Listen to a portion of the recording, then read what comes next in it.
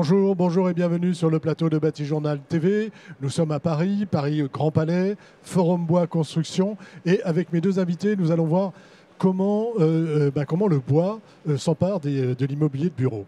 Pour en parler avec moi, Monsieur Luca Bertacchi, je l'ai prononcé à la française. Vous êtes architecte et vous êtes associé chez Béchu et Associés. Béchu et Associés, parlez-moi de cette agence.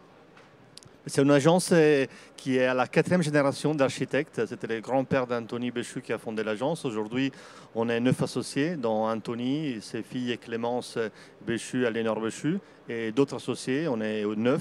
Donc moi, aujourd'hui, je représente la nouvelle génération avec donc, Clémence, Anthony, et Jean Cornille, Philippe, une série d'associés. Voilà. Et donc, on est basé à Paris et on est à peu près une cinquantaine d'architectes avec des projets en France et à l'étranger. Vous intervenez sur toute typologie de logement, enfin toute typologie de bâtiments, excusez-moi, logement, bureau, ou vous avez des spécialités? On intervient sur tout type de logement, des logements, comme vous avez dit, des projets. Et donc logement, bureau, on a aussi un pôle de patrimoine, tous les bâtiments classés. On a aussi un pôle d'architecture d'intérieur. Donc oui, sans aucune limitation. À côté de vous, monsieur Nicolas Zizel, c'est ça, je l'ai bien prononcé aussi? Oui, très bien. Merci. Et vous aussi, vous êtes architecte et vous êtes cofondateur de l'agence Cause. L'agence Cause, vous nous la présentez? Alors Cause, c'est une agence qui a à peu près 25 ans, donc on est la première génération, avec deux associés, donc avec Christophe Wayoun. Une des particularités, c'est que ça fait quasiment 25 ans qu'on fait de la construction bois, donc à toutes les échelles et un peu partout.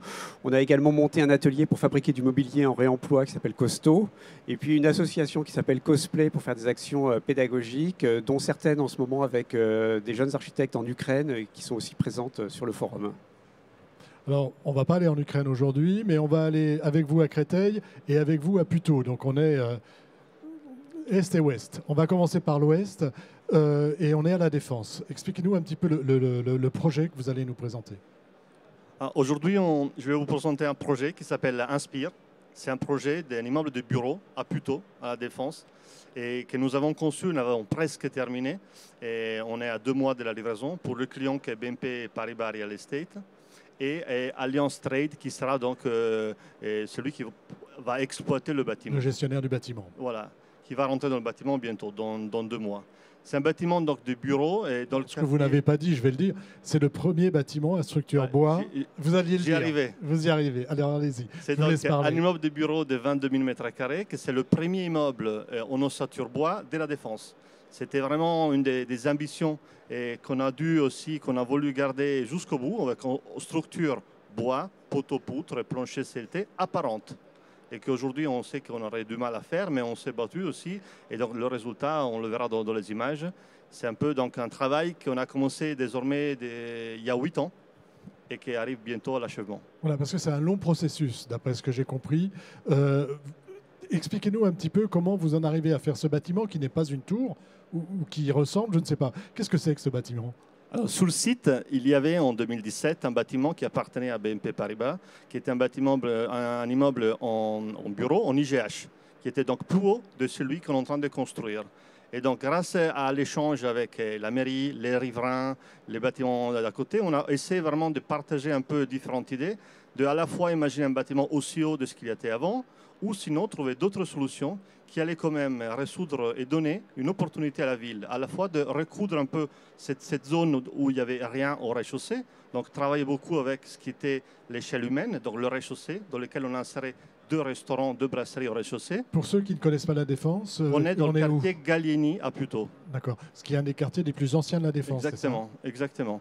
Où à côté, il y a des immeubles de bureaux, il y a un grand immeuble aussi de logements qui est juste face à nous. Et justement aussi pour ça, pour les riverains, on a pensé que en fait, ce bâtiment, il devait vraiment avoir une forme arrondie, assez doux, et travailler beaucoup ce qu'on appelle la 5e façade.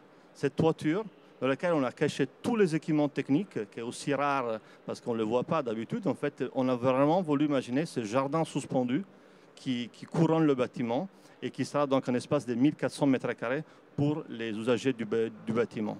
Les équipements techniques sont où? Sont cachés ici? Sont cachés en partie dans le sous-sol et en partie dans cette sorte de butte, cette colline végétalisée qu'on a donc construit sous la toiture. Après, une des caractéristiques importantes aussi de ce bâtiment, et qu'en fait, il y a cette grande entrée majestueuse et qu'on voit dans l'image et qui nous laisse percevoir qu'il y a un cœur, une sorte de grand patio intérieur qui est totalement habillé en bois, qu'on voit dans cette image, dans lequel on a voulu vraiment que la vie du bâtiment puisse devenir protagoniste avec un escalier intérieur qui est dans l'espace de la hauteur du patio qui fait 7 étages, qui permet aux gens de pouvoir profiter, partager, échanger, se rencontrer au sein du bâtiment, pas dans des ascenseurs, mais dans des escaliers. Et de faire un peu de sport. Et de faire un peu de sport. Non, mais la qualité, le lieu de vie, la qualité du bien-être, du bien-vivre était au cœur de notre construction. Je dis ça parce que j'ai eu l'occasion je fais souvent ces petits échanges-là. Et il y a eu une année, on était à Angers, je crois, et on parlait de remettre des escaliers. De remettre des escaliers pour que les gens prennent les escaliers et que les escaliers ne soient plus cachés, mais visibles. Donc là, il est bien visible. Elle est bien visible, elle est vraiment, on l'appelle la protagoniste de l'espace. Nous, on s'imagine, d'ailleurs, dans cette image, on ne voit pas, mais l'escalier arrive jusqu'au rez-de-chaussée. Donc, théoriquement, on peut même aller au 7e étage, dans ce grand puits de lumière, avec des nids d'oiseaux, des boîtes en bois qui vraiment donnent même cette présence de cet espace, du rez-de-chaussée au 7e étage. Et donc, vraiment, c'était important de montrer tout ça à l'extérieur, avec cette grande façade ici vitrée, qui donne de la lumière et permet vraiment aux gens de se voir et de profiter de cet espace. Voilà, donc on a un bâtiment circulaire qui est, entre guillemets, creux, hein, qui est creux, avec une verrière et un rooftop. Exactement, exactement. Et donc la structure, c'est un bâtiment qui est donc, sauf le rez-de-chaussée, du fait d'avoir donc 2 brasseries qui est un rez-de-chaussée en béton, tout le reste, c'est 100% bois, poteaux, poutres, on l'a mêlé collé, planchers en CLT. Et justement, comme je vous disais auparavant, c'est quelque chose que dans notre processus de 7 ans de travail, à un moment donné, il y a eu un petit doute. Quand la doctrine bois est sortie, ils nous ont dit on ne peut plus laisser le bois par an. La doctrine incendie. Hein. La doctrine incendie est sortie et à un moment donné, ils ont dit on ne peut plus avoir du bois par an. Mais le client, avec nous aussi, on a vraiment voulu défendre ça. Et aujourd'hui, donc, on a un bâtiment avec la structure bois parente grâce à un système de sprinklage qu'on a rajouté dans le bâtiment. Sur cette question du sprinklage, est-ce que vous pensez qu'aujourd'hui, ça va être quasiment obligatoire dans ce type de bâtiment si on veut garder le bois apparent? Aujourd'hui, oui. Après, j'entends parler qu'il y aura peut-être des petites modifications à la doctrine en vigueur, mais aujourd'hui, en l'état, oui. Après, c'est quelque chose qui dépend de pays en pays. Nous, on travaille en France, même à l'étranger, dans le pays anglo-saxon ou même en Italie d'où je viens. Et par exemple, c'est presque toujours obligatoire. C'est d'habitude qu'on le met. Donc, voilà, donc j'ai entendu que chacun avait fait des concessions. Donc, et on va les avoir demain ici, donc j'en saurai plus demain qu'aujourd'hui. J'ai entendu aussi la même chose. Qu'est-ce qu'il y a à dire sur ce bâtiment encore et sur l'usage du bois, donc sur l'intérêt et sur la manière dont vous avez travaillé le bois? En fait, le bois, la question que, comme je vous disais au début, c'est le premier immeuble au Saturbois de la Défense, un quartier qui aujourd'hui veut absolument d'ailleurs tendre à être le premier quartier bas carbone d'Europe, le premier quartier d'affaires bas carbone d'Europe. Et donc on parle aussi des qualités de vie des personnes qui vont le vivre. Et donc le bois pour nous c'était vraiment la clé pour imaginer de travailler, bon, bien sûr la qualité de vie, l'harmonie visuelle, l'hygrométrie intérieure aussi du bâtiment, et permettre à ça vraiment de le vivre dans un endroit où en fait personne ne l'avait encore fait. Donc c'était un peu, comment on dit, disruptif, comme on dit aujourd'hui, et permettre de s'aimer une petite graine et qui puisse après faire ses fruits. Et on sait qu'aujourd'hui, il y a plusieurs bâtiments qui sont prévus dans en bois. ce sens-là. Oui. Donc c'est la première petite graine des bâtiments bois de la Défense. Et on peut l'imaginer comme ça. On va aller à Créteil si on en a terminé. Allons à Créteil. Vous aussi, vous avez une commande assez particulière. Alors nous, notre commande, c'est un bâtiment d'État, puisque le rectorat dépend du ministère de l'Éducation nationale. On a coutume de dire à l'agence que c'est le plus gros bâtiment en bois de l'État, ce qui n'est peut-être pas vrai parce que l'armée fait des choses qu'on ne sait pas forcément. Et c'est un bâtiment donc, qui accueille tous les services de l'Académie de Créteil, qui est une des académies les plus importantes de France. Les plus importantes et les plus difficiles de France.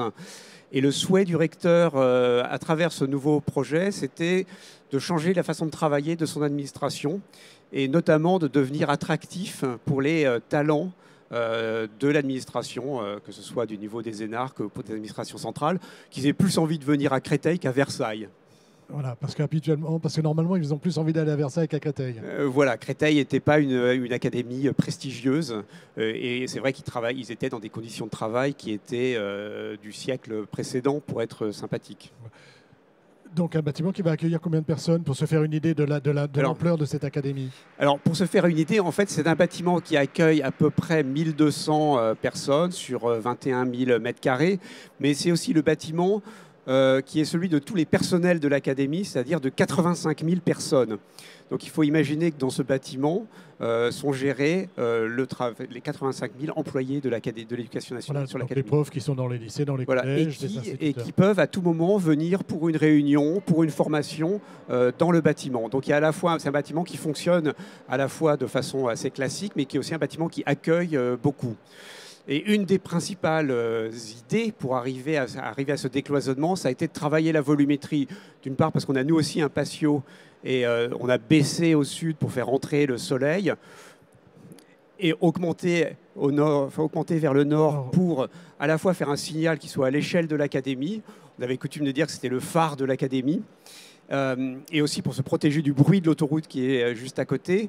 Et on a tout un jeu de circulation entre ces terrasses qui vise en fait à faire un deuxième parcours dans le bâtiment qui va permettre au personnel de différents services qui auparavant ne se croisaient pas de se rencontrer. Le bois, pourquoi le bois? Qui est-ce qui demande le bois? C'est vous qui le proposez dans le concours ou est-ce que c'est quelque chose qui arrive parce que c'est une demande du maître d'ouvrage? Alors, ce n'était pas une demande du maître d'ouvrage. On va dire que ça tombait plutôt bien parce que le concours était à peu près au moment où Julien de Normandie avait fait des énormes annonces sur le fait que 50% des bâtiments de l'État allaient être construits en bois. Ce qui n'a pas été possible après, mais enfin voilà, il y avait un contexte assez favorable. Nous, c'était parce que avec l'agence avec laquelle on est associé en conception Dream, on est des architectes du bois depuis des années, et c'était pour nous une évidence que pour accompagner ce changement de façon de travailler, la présence du bois, la sensualité du bois, la sensibilité du bois sur l'acoustique, sur l'hygrométrie, sur le visuel, c'était quelque chose qui allait contribuer à changer complètement la façon dont les gens envisageaient leur espace de travail. Alors là, on voit les petits patios dont vous parlez tout à l'heure.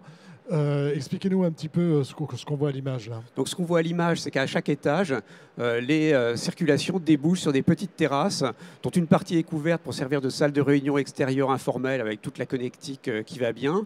Et puis on a une circulation des escaliers qui permettent d'aller de terrasse en terrasse jusqu'à une terrasse qui en fait rassemble un peu tout le monde, qui est à l'étage intermédiaire, et qui est en train de devenir dans les évolutions du programme, parce que c'est aussi un programme qui a beaucoup évolué, parce qu'il y a eu un investissement de tous les personnels pour comprendre le projet, pour se l'approprier, et notamment est apparu au 5e étage sur la grande terrasse un rooftop avec une cafétéria dédiée. Voilà, qui est une évolution plutôt sympathique du programme. Lieu de convivialité, parce qu'on a bien compris que l'objectif du recteur, c'était d'attirer du monde, d'attirer des hauts fonctionnaires de qualité, mais c'est aussi de changer un petit peu les habitudes des gens qui travaillent déjà dans le rectorat. Et ça c'est ce que vous avez essayé de créer ici. Oui, complètement. C'était vraiment l'intention d'arriver à proposer d'autres façons de travailler. Et il y a eu beaucoup de discussions. Il y a aussi eu, mais je pense comme vous, le passage du Covid, qui a beaucoup questionné les façons de travailler.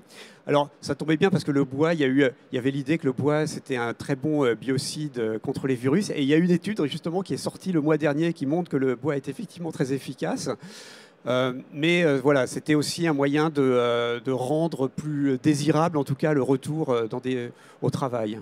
Donc là, on est en structure poteau-poutre avec des façades rapportées, des FOB. Voilà, on est en poteau-poutre avec des FOB. On a des dalles béton. On est plutôt avec un solivage assez régulier, tous les 1,40 m, avec des dalles béton, mais qui finalement ne se voient pas tellement, et qui permettent aussi d'avoir un tout petit peu d'inertie et de régler donc un peu des questions de confort d'été et confort d'hiver, et puis des façades bois qui sont rapportées.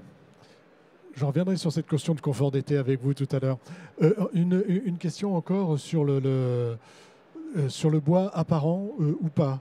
Est-ce que là, on a laissé le bois apparent et si oui, comment on a réglé la problématique incendie? Alors, on est sur un cas. Alors, on est tombé. Je crois qu'on a fait le permis juste avant la doctrine, enfin en tout cas avant la doctrine, et on est tombé. Alors, on a l'habitude nous de bien s'intéresser aux problématiques des pompiers. Notre premier projet, c'était une caserne de pompiers, et donc on discute toujours d'intervention et d'opérationnel avec eux. On a une particularité, c'est qu'on accueille du public, mais on est un ERP 5e catégorie. Donc on a la particularité d'être un ERP 5e catégorie avec 1200 personnes qui travaillent dedans. Et ils ont accepté de jouer le jeu, que ce soit uniquement la réglementation ERP 5e catégorie, avec quelques adaptations code du travail qui s'appliquent, quelques demandes qu'ils nous ont fait pour faciliter leur intervention et qu'on a pris en compte. Et il n'y a pas eu vraiment de sujet sur l'incendie. Sur l'incendie, ni sur le bois apparent. Ni sur le bois apparent. Les pompiers de Créteil sont même venus faire une visite en cours de chantier pour comprendre comment c'était construit, quelles allaient être leurs façons d'intervenir, pourquoi est-ce qu'on avait fait comme ça, pourquoi le bois était apparent, est-ce que ça avait un danger, est-ce qu'il y avait des essais qui avaient pu être faits. Au même moment, on faisait une partie du village des athlètes, on avait également ce principe de solivage apparent avec un plancher béton sur lequel il y avait eu un essai, pour du logement, sur lequel il y a eu un essai, le pire, donc qui montrait que même en cas d'incendie, le feu se propageait pas entre solives et que donc il n'y avait pas de ruine d'un étage. Et voilà, donc ils ont vraiment intégré tout ce savoir-faire, toute cette expertise qu'on pouvait leur apporter, et ils sont plutôt rassurés. Plutôt rassurés. Oui. Ben, parfois si on arrive à passer ça, parfois il y a même le client même qui demande ça. Selon nous, le client qui va s'installer a aussi demandé dans ce cas-là vraiment d'aller dans le sens de la demande faite par les pompiers, des sprinklages. Donc parfois, pour question d'assurance aussi, et le sprinklage parfois est demandé. Voilà. On n'a pas parlé du confort d'été tout à l'heure avec vous. Beaucoup de bois visible, beaucoup de bois, des dalles en bois. Comment vous réglez cette problématique ? Le confort d'été, il y a des systèmes des faux plafonds qui rayonnantes qui garantit le confort d'été du bâtiment. Après, toutes les façades aussi, et le fait aussi d'avoir beaucoup de masques des bâtiments d'à côté, et la définition, le choix d'avoir un grand patio central aussi, permet aussi un grand travail de ventilation aussi naturelle du bâtiment, qui était un élément clé, parce que la première idée aussi, c'était vraiment d'imaginer un bâtiment qui pouvait même être ventilé naturellement grâce à ce grand patio central. Voilà, parce que vous avez le patio central qui vous permet de faire du tirage thermique. Exactement. Là aussi, on a un patio central. Ça, c'est le patio central qu'on n'avait pas vu tout à l'heure. Ce sont des photos donc, du chantier en cours. On voit l'escalier qui commence à monter et l'échafaudage qui habille les façades qui sont en train d'être montés. Et voilà donc le système que je vous disais, et des faux plafonds rayonnants. Voilà. On a fait le tour des projets. Enfin, on pourrait en dire beaucoup plus, hein, mais vous voulez ajouter quelque chose ? Non, à propos quand on parlait des graines, tout ça, c'était peut-être une petite première graine à la Défense. Nous, aujourd'hui, on a de plus en plus de projets bois. Donc, peut-être que l'année prochaine, je vous montrerai d'autres. Mais c'est vrai que c'est quelque chose qui nous tient à cœur aussi, nous, à l'agence. On l'avait déjà pas mal construit auparavant. Et ça devient vraiment une grande opportunité pour nous, à l'agence, de structurer cette filière et cette manière de travailler qui n'est pas la même d'avant, mais qui est très passionnante. Peut-être que la première des 4 générations a beaucoup travaillé le bois ? Sans doute, je demanderai. Ce sera une question à leur poser. Vous avez le mot de la fin, Nicolas ? Oui, il y a quelque chose aussi sur ce projet. C'est vraiment un projet qui, en fait, le projet a accompagné aussi tout un tas d'initiatives qu'on a portées avec le rectorat pour impliquer les personnels dans la réflexion sur leurs espaces de travail, mais aussi pour que le projet participe à toute l'académie. Et on a notamment passé un partenariat avec le lycée horticole de Montreuil, avec des élèves qui travaillent sur les terrasses, parce que vous avez vu toutes ces terrasses végétalisées, qui vont être végétalisées. Voilà, et qui ont en charge de dessiner et d'entretenir quelques-unes de ces terrasses. Et on continue la même démarche avec le 1% artistique pour que les artistes qui vont participer au projet s'investissent dans un travail avec les scolaires pour que ce soit vraiment un bâtiment qui appartienne à l'ensemble de la communauté scolaire, éducative, universitaire de l'académie. Et ça, c'était quelque chose qui tenait vraiment à cœur du recteur qui a lancé le projet et de la rectrice actuelle. Écoutez, merci messieurs d'être venus nous présenter donc, ces beaux bâtiments, l'un plutôt l'autre à Créteil, et des bâtiments quand on passe devant, on peut vraiment les voir et on peut même rentrer peut-être. Merci à vous d'être venus sur le plateau de Bâti-Journal TV, une émission comme toutes celles que nous tournons ici à retrouver sur notre site internet Bâti-Journal TV et bien sûr sur les sites de nos partenaires que sont le Forum Bois Construction et le magazine Woodsurfer. Merci à vous. Merci.